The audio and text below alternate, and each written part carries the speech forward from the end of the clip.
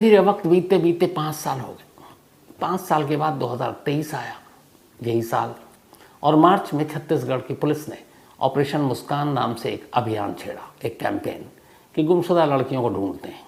और इत्तेफाक से इस कैंपेन के तहत सलमा सुल्ताना की 5 साल पुरानी यह फाइल कोरबा डिस्ट्रिक्ट के एसएसपी और एसपी के हाथ में लगी। और अब उन्होंने जब ये फाइल पढ़ी और डिटेल पढ़ी तो उन्होंने कहा कि चलो अब इस केस को फिर से इन्वेस्टिगेट करते हैं। अब दोबारा तफ्तीश शुरू हुई। सबसे पहले सलमा सुल्तान के तमाम रिश्तेदारों से पूछताछ हुई, पड़ोसियों से पूछताछ हुई, फिर उसके परिचित दोस्तों से पूछताछ हुई। इस दौरान में पता चला कि सलमा सुल्ताना का एक दोस्त हुआ करता था जो एक जिम का ओनर भी था और वो जिम इंस्ट्रक्टर भी था। मधुर साहू उसका नाम था। तो मधुर साहू के साथ भी उसकी दोस्ती थी। लेकिन इन तमाम पूछताछ और इन्वेस्टिगेशन के बाद चूंकि 5 साल हो गए, पुलिस को कोई कामयाबी नहीं मिली, ना ही सलमा सुल्तान की कोई खबर मिली। उसके जितनी भी दोस्त हैं जो कोरबा या छत्तीसगढ़ से बाहर, एमपी, राजस्थान, दिल्ली, उन सबको भी टटोल लिया गया, पूछ लिया गया।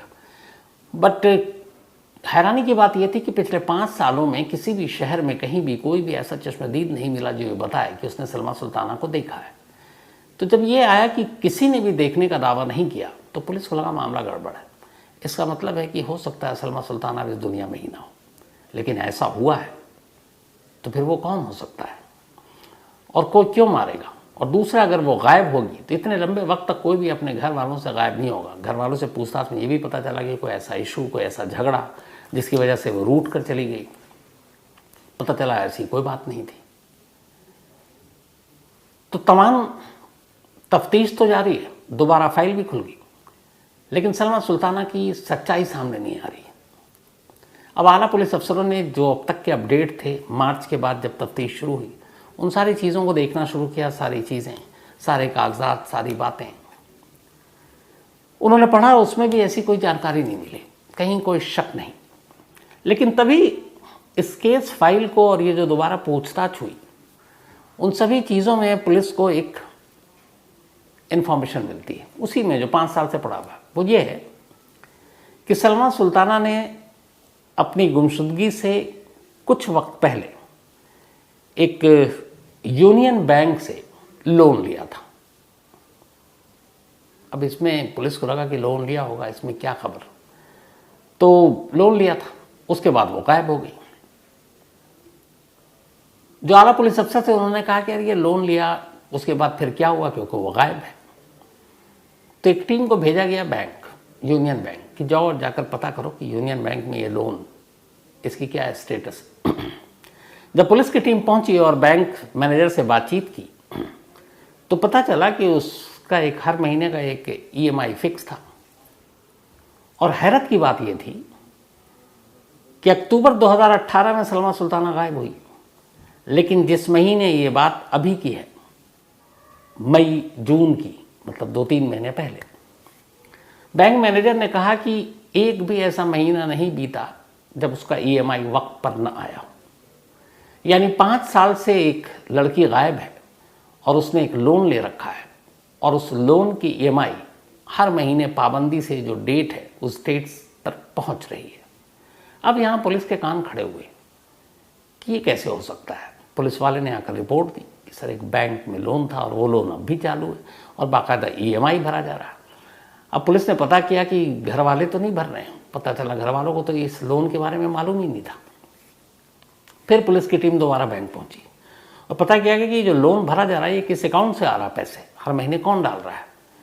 तो अब की बार जब ये वहाँ पहुंची पुलिस तो पता चला कि ये जो सलमा सुल्ताना का लोन है ये गंगा श्री जिम का नाम है, जिम है जिसका नाम है गंगा श्री जिम। तो गंगा श्री जिम के नाम पर हर महीने ये चेक जमा होता है जो ईएमआई के जितना भी रकम है।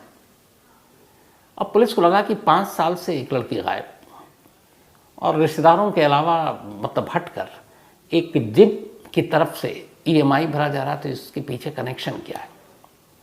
अब पुलिस की टीम जिम पहुंची, पता किया कि भैया जिम का ओनर कौन है। उन्होंने कहा अभी है नहीं, तो उन्होंने कहा पुलिस स्टेशन भेज देना उसको, कुछ मुंडा। अब अगले दिन भी वो बंदा नहीं पहुंचा। अब पुलिस को हुआ डाउट कि अभी तक यहीं था, अब कहाँ है। अब पुलिस उसके पीछे लगी, उसका नाम था मधुर साहू, लेकिन वो हाथ ही ना आए। अब वो भाग गया। अब पुलिस को लगा कि कुछ ना कुछ इस EMI और सलमा सुल्ताना का कनेक्शन है आपस में, और इस मधुर साहू का भी, क्योंकि अब तक ये 5 साल से यहीं था। लेकिन जैसे ही पुलिस की टीम पहली बार उसके जिम में पहुंची, वो अगले दिन गायब। अब पुलिस की टीम ने कहा कि चलो इसके नंबर निकालो। अब मधुर साहू के CDR 5 साल पुराने के खंगालने शुरू हुए, तो पता चला 5 साल पहले उसके और जो सलमा सुल्तान के नंबर थे, जो CDR, वो दोनों मैच कर रहे थे, खूब बातें होती थी। अब ये हो कि इन दोनों का कनेक्शन है। अब पुलिस की टीम मधुर साहू के पीछे ज़ीरो इन कि उसको ढूंढा जाए। कोशिश करते करते आखिरकार इसी अगस्त में, अभी पिछले हफ्ते, पुलिस को कामयाबी मिली मधुर साहू तक पहुंचने में, और पुलिस ने मधुर साहू को गिरफ्तार कर लिया। गिरफ्तार किया, पहले हिरासत में लिया क्योंकि कोई सबूत तो था नहीं। अब उससे पूछताछ शुरू हुई। जब उससे पूछताछ शुरू हुई तब उसने पूरी एक कहानी बताई। कहानी ये थी कि जो सलमा सुल्ताना, वो एक न्यूज़ एंकर थी और अपने आप को फिजिक मेंटेन रखने के लिए उसने जिम ज्वाइन किया था, और ये जिम जो था इसी मधुर साहू का था। तो जिम आने जाने के दौरान वो उसका इंस्ट्रक्टर भी था। दोस्ती हो गई, फिर दोस्ती के बाद दोनों में प्यार हो गया। अब सलमा सुल्ताना और मधुर ये दोनों एक दूसरे से प्यार करने लगे। धीरे धीरे वक्त बीता। कुछ वक्त के बाद सलमा सुल्ताना ये शुरू से थी कि वो शादी करेगी तो मधुर से। अब उसने उसके शादी की जिक्र छेड़ी, वो टालता रहा, वो जिक्र करती रही। धीरे धीरे अब सलमा ने उसके ऊपर दबाव डालना शुरू किया। इसी बीच पता चला कि मधुर साहू का इस जिम में आने वाली कई और लड़कियों के साथ भी संबंध है। ये बात सलमा तक पहुंची, वो नाराज़ हुई और फिर उसने कहा कि वो उसकी पोल खोल देगी। और इसी के बाद 21 अक्टूबर 2018 मधुर साहू अपने 2 दोस्तों के साथ, जिनमें से एक का नाम कौशल और दूसरे का नाम अतुल, सलमा चूँकि घर में अकेली रहती थी, वहाँ पहुँचे और उसका गला दबा दिया। गला दबाकर उसे मार डाला।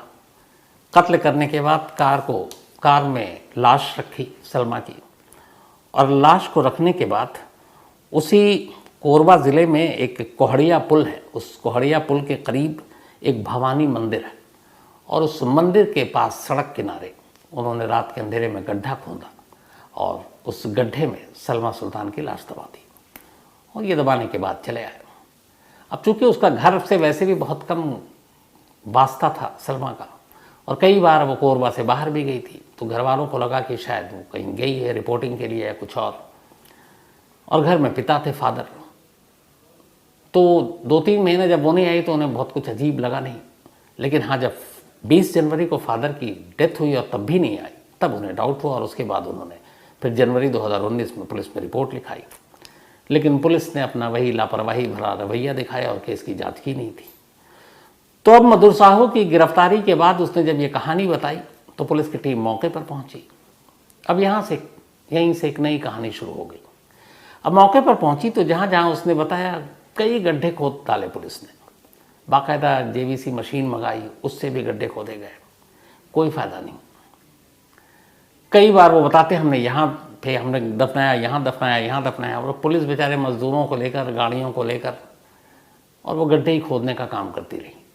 अब यहाँ ये भी था 5 साल पुराना मामला, लाश ना मिले तो फिर क्या प्रूफ है कि सलमा सुल्ताना इस दुनिया में नहीं है और यही इन तीनों के कातिल है। तो पुलिस के लिए ज़रूरी था कि सलमा सुल्ताना की पहले तो जो बची खुची लाश है उसका DNA के ज़रिए साबित करें कि सलमा सुल्ताना ही है जिसका कत्ल मधुर ने किया है। तो कई जगह पे कई दिनों तक पुलिस से मशक्क़त करवा डाली मधुर ने, बड़े बड़े गड्ढे खोदे गए, कोई सुराग नहीं। अब जाकर उसने एक सच बताया। उसने बताया कि जिस जगह उसने लाश दफनाई थी वो सड़क का एक किनारा था, और उस वक्त सिंगल लेन सड़क थी वो। लेकिन अब चूँकि 5 साल का अरसा बीत गया, उस सिंगल लेन सड़क को 4 लेन की सड़क बनाई जा चुकी, और वो नेशनल हाईवे से जुड़ गया। अब नेशनल हाईवे है, वो 4 लेन की सड़क है, और ये बना है अभी मुश्किल से 2 से 3 साल के अंदर। अब कातिलों का कहना है कि उसने लाश इसी जगह नीचे दफनाई है। अब वो उस वक्त का सारा जो कंस्ट्रक्शन था वो बिल्कुल डिफरेंट हो गया है। अब जिस जगह कातिल कह रहे हैं हमने सलमा सुल्ताना को दफन किया है, उसके ऊपर नेशनल हाईवे है। अब वो कहाँ पे एग्जैक्ट उसको दफनाया है, क्योंकि पूरा नेशनल हाईवे तो आप खोद नहीं सकते, ट्रैफिक जाम हो जाएगा दोनों तरफ से, और वो बहुत चलता फिरता ट्रैफिक है उस रूट पर। तो पुलिस ने कहा कि खुदाई करूं, उसके लिए इजाज़त लूं, उससे पहले कुछ और काम करते हैं। तो उसके चक्कर में अब जो पुलिस है वो अलग अलग टेक्नोलॉजी के ज़रिए, आजकल बहुत सारी ऐसी चीज़ें आती हैं जिससे ज़मीन के अंदर कहाँ क्या है आप मशीनों से पता कर सकते हैं। तो अब पुलिस उन्हीं टेक्नोलॉजी का सहारा लेकर ये पता करने की कोशिश कर रही है, जैसे सैटेलाइट इमेज से कि यहाँ पे कभी कुछ हुआ या था। स्क्रीनिंग एक मशीन आती है उसके थ्रू कि हाँ यहाँ पर अंदर में कुछ है कि नहीं। थर्मल इमेजिंग उसके ज़रिए, ये सब भूगर्भ जो विशेषज्ञ हैं और ये सारी चीज़ें हैं। ग्राउंड पेनेट्रेशन इसके ज़रिए कि इसके अंदर क्या है, इसमें बहुत सारे एक्सपर्ट इन सब चीज़ों का सहारा लेते हैं। तब इन्हीं टेक्नोलॉजी का सहारा लेकर पुलिस अलग अलग डिपार्टमेंट से ये सारी इक्विपमेंट्स मंगा रही है, क्योंकि मामला ये आ गया कि नेशनल हाईवे, अब नेशनल हाईवे में भी एक पर्टिकुलर जगह हो कि इसके नीचे है तो वहाँ तक तो चलो एक गड्ढा खोद दो, लेकिन आप पूरा नेशनल हाईवे तो खोद नहीं सकते हैं क्योंकि दोनों तरफ का ट्रैफिक रुक जाएगा। तो पहले इन मशीनों के ज़रिए पुलिस ढूंढने की कोशिश कर रही है कि जिस जगह ये लोग बता रहे हैं उस जगह ज़मीन के अंदर सचमुच कुछ ऐसी चीज़ है कि नहीं, वो इमेज आ जाएगी सामने। दूसरा, अब पुलिस कोर्ट पहुंच गई है और कोर्ट पहुंचकर उन्होंने एक अर्जी दी है कि देखिए हम अभी तो कोशिश कर रहे हैं कि शायद नेशनल हाईवे की खुदाई ना करना पड़े, हम बाकी जो थर्मल इमेज, सैटेलाइट इमेज, इन सारी चीज़ों से, लेकिन अगर हम कामयाब नहीं हुए तो जो कातिल बता रहा है उस जगह पर हमें खुदाई करनी पड़ेगी, तो इसलिए नेशनल हाईवे की खुदाई की इजाज़त दी जाए। अब ये कोर्ट इसकी इजाज़त कब दे भी ना दे मालूम नहीं, लेकिन इस बात की भी क्या गारंटी कि अगर वो कोर्ट दे दे और उस नेशनल हाईवे में उस जगह खुदाई हो जहाँ वो बता रहे हैं और वो वही जगह हो, क्योंकि वहाँ पे भी झूठ बोल सकते हैं। इससे पहले भी वो कई जगह बता चुके हैं जहाँ पुलिस खुदाई में मतलब हफ्तों लगा चुकी है पर मिला कुछ नहीं है। तो अब ये केस यहाँ पर आकर खड़ा हुआ है ऑपरेशन मुस्कान के तहत कि 5 साल के बाद सलमा सुल्ताना की सच्चाई तो सामने आ गई इन 3 कातिलों की वजह से, लेकिन सलमा सुल्तान की लाश कहाँ है ये भी इस वक्त इस दुनिया में सिर्फ यही 3 जानते हैं। अब ये तीनों क्या खेल खेल रहे हैं, क्या चाल चल रहे हैं पुलिस से ये पता नहीं, क्योंकि उन्हें भी शायद कानून की थोड़ी सी कमज़ोरियाँ पता है। क्योंकि यहाँ ये है कि सलमा का ना तो कोई ब्लड स्टेन, ब्लड सैंपल कुछ है ही नहीं, तो एक टोटली ये जो कहानी है सर्कमस्टेंशियल एविडेंस पर है, यानी परिस्थिति जन्य जो होता है साक्ष्य उसके ऊपर है। तो कल को कोर्ट में क्या होगा ये भी नहीं मालूम। तो इसलिए कोरबा पुलिस के लिए ज़रूरी है कि सलमा सुल्ताना जहाँ पे भी दफन है उसकी लाश का कोई ना कोई ऐसा हिस्सा सुराग या सबूत के तौर पर बाहर निकाला जा सके, जिससे ये कोर्ट में साबित किया जा सके कि उसकी मौत हो चुकी है और उसका कत्ल इन तीनों ने किया, और फिर उस हिसाब से इन तीनों को सज़ा दिलाया जा सके। लेकिन ये सारी चीज़ें डिपेंड करती हैं उस लाश पर।